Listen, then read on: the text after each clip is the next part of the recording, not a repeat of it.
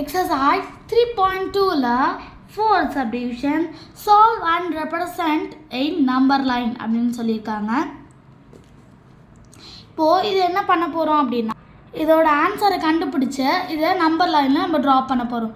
இப்போ X greater than -5 k is integer அப்படின்னு கொடுத்துருக்காங்க. அப்போது இதோட வேல்யூஸ் கண்டுபிடிக்கணும். இப்போ கிரேட்டர்னா என்ன?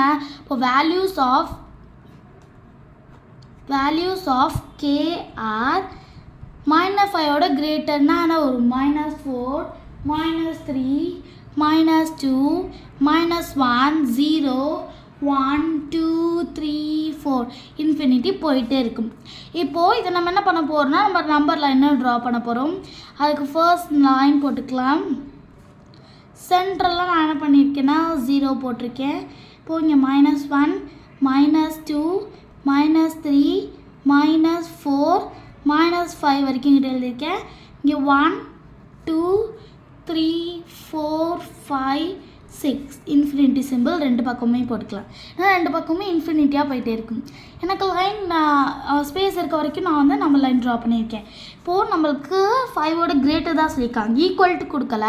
ஈக்குவல்ட்டு கொடுத்துருந்தாங்க அப்படின்னா கிரேட்டர் தான் ஆர் ஈக்குவல்ட்டு கொடுத்துருந்தாங்கன்னா நம்ம 5 சேர்த்துக்கலாம். இங்கே கொடுக்காதனால -4 -3 -2 -1 0 1 2 3 4 5 6 வரைக்கும் இங்கே வச்சுருக்கேன்.